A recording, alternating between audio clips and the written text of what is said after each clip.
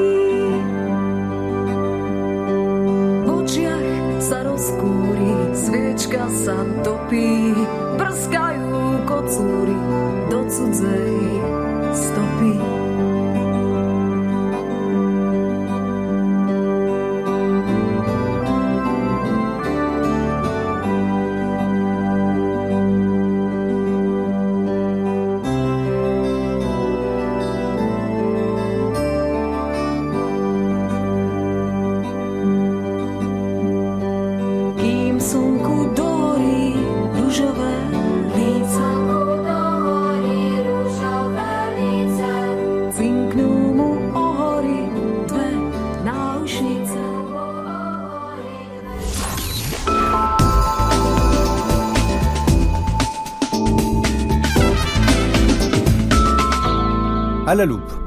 Je m'appelle Rosa Gloria, je suis une prof d'anglais dans l'école des langues à La Corogne, la Galice, Espagne. Que venait donc faire Rosa Gloria de Artaza, enseignante d'anglais venue d'Espagne à Bratislava? Nous sommes ici en train de faire une job shadow à Jasikova Escola de Bratislava. Cet échange scolaire s'est déroulé dans la deuxième moitié de novembre. À l'issue de ce séjour, Rosa Maria s'est rendue dans les studios de Radio Slovaquie Internationale pour raconter son expérience. Elle n'était pas venue seule pour cet échange scolaire à l'école des langues de Palisady. Marco Vélez est aussi espagnol et professeur de français langue étrangère à l'école officielle des langues de la Corogne en Galice. Il précise ce projet. Job Shadow, en fait, c'est un échange qu'on fait entre deux établissements scolaires qui consiste à visiter les collègues de l'autre établissement pour observer leur pratique professionnelle. Ça veut dire que nous entrons dans leurs cours de différentes langues pour voir comment ils font pour enseigner les langues respectives, les matériels qu'ils utilisent, le type de stratégie qu'ils emploient pour enseigner la langue, etc. Et donc Rosa Gloria, cela fait une semaine que vous êtes donc à l'École nationale des langues à Palisady, à Bratislava. Vous avez assisté à quel cours? Cours de slovaque, français, anglais et espagnol bien sûr, et des cours divers, de différents niveaux aussi. On a visité un petit peu l'école et on a profité pour parler avec les différents professeurs et avec madame la professeure qui a voulu nous expliquer gentiment comment fonctionne l'établissement et comment fonctionnent particulièrement les examens de l'État que les élèves doivent faire après avoir fini leurs études à l'école. Quelles sont les ressemblances et les différences avec votre système d'enseignement? Nous avons trouvé qu'il y a beaucoup plus de ressemblances que de différences. Nous avons été étonnés de découvrir que les systèmes et les mécanismes, les stratégies qu'on utilise pendant les cours, les stratégies pédagogiques sont presque les mêmes et la manière de fonctionner de l'établissement est très très similaire. En fait, même les élèves ont le même profil que nos propres élèves à l'école de la Corogne. Quel est ce profil que l'on retrouve tant dans leur établissement que dans l'école des langues de Palisady à Bratislava? C'est un type d'étudiant adulte qui vient à l'école pour étudier une langue, pour se développer personnellement et professionnellement. C'est très très bien. Alors dites-moi, à entendre Marco, chez Rosa Gloria, vous étiez un peu à la maison ici alors? Oui, c'est vrai, nous étions étonnés parce que nous pensions auparavant que nous étions uniques en Europe et voilà, vous avez la même chose que nous.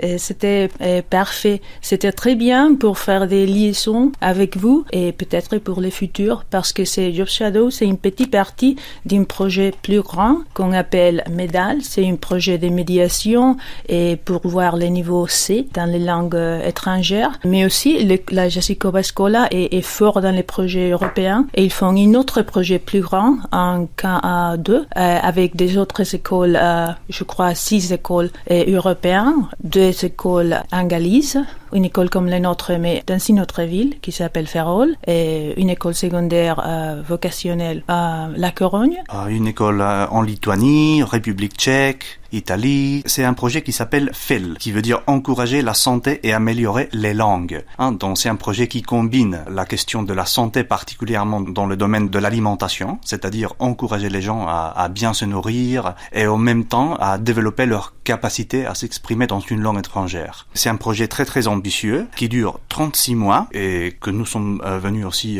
observer pour voir comment ça se passe en Slovaquie, parce que notre projet est bien plus modeste. Nous faisons un KA1, c'est un projet plus petit qui dure 12 mois seulement. Donc nous sommes très contents, très satisfaits d'avoir pu avoir l'opportunité de voir de près comment ils mènent leur projet à la Jacikova Scola et comment ils travaillent.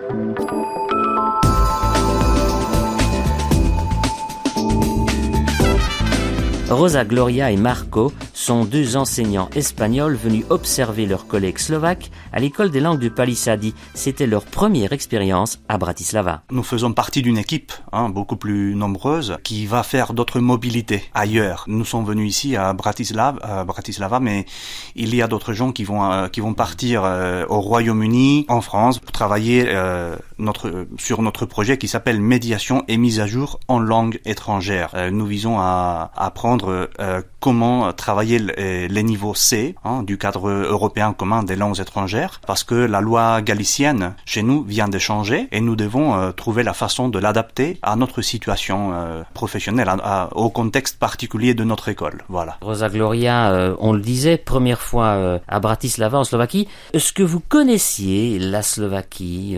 Est-ce que vous connaissiez cette zone, l'Europe centrale auparavant? Mais non, pour moi c'était la première fois. Et je suis ravie, je suis enchantée d'être ici parce que c'est une ville très sympa, très intéressante. Les gens sont vraiment aimables à l'école, les élèves aussi dans la rue. Ce type d'expérience, c'est l'interculturel. Donc on va à la rencontre d'autres cultures. Voilà déjà une première impression. Cher Marco, au-delà des cours, est-ce que vous avez eu l'occasion d'un petit peu sentir le poumon de la ville, de vous balader en ville, de rencontrer des gens autres que des étudiants ou que des professeurs? Bah oui, nous avons fait la visite de la ville, nous sommes allés à la tour de la télévision et nous avons fait une petite randonnée, ce qui nous a fait très très plaisir de découvrir comment la nature est près de la ville, avec des montagnes et tout ça. Et nous avons aussi visité le château de Bratislava, qui nous a absolument étonnés. Qu'est-ce qui vous a étonné? Toute l'histoire de la Slovaquie est là-dedans. Particulièrement, ce qui nous a le plus intéressé, c'est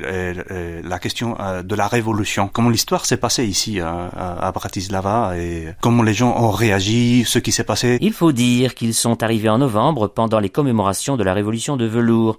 Une exposition temporaire est consacrée à ces événements de novembre 89 au château. Nous avons regardé plusieurs images, des vidéos qu'ils passent dans le château à propos de cette question. Parce que vous êtes vraiment en plus tombé à un moment particulier, donc avec les célébrations de ces 30 ans de la révolution de velours. C'est un phénomène européen, donc ce grand moment avec la chute du mur. Mais est-ce qu'on en parle en Espagne? Et vraiment, je pense que non. On ne connaissait pas. Moi, personnellement, non. Mais on a vu que c'est très important, et c'est normal que c'est très important. Les élèves ont même discuté dans les classes. Ils sont vraiment bien tombés. Ils ont pu profiter de l'ouverture du marché de Noël.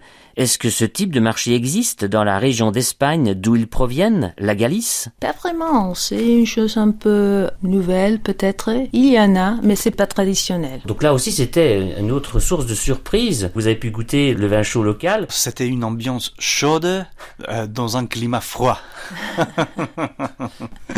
Voilà, mais c'était vraiment, comme vous le disiez, une surprise très agréable de découvrir comment les gens s'investissent dans la vie de la ville, comment ils sortent, comment ils s'engagent dans les activités locales. En fait, je commentais avec ma collègue, c'est un petit peu comme en Espagne, quoi. Ouais. Parce que parfois, dans les pays méditerranéens, on a l'impression que vous êtes plutôt froid. Bon, c'est un cliché évidemment, non? Ouais. Donc c'est toujours très agréable de découvrir que c'est plutôt le contraire, non?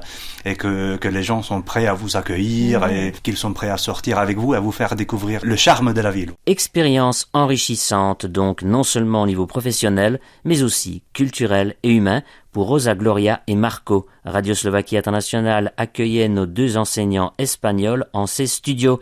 Ils ont témoigné de leur passionnant séjour chez leurs collègues slovaques de l'école des langues de Palisady à Bratislava. La vie comme elle va.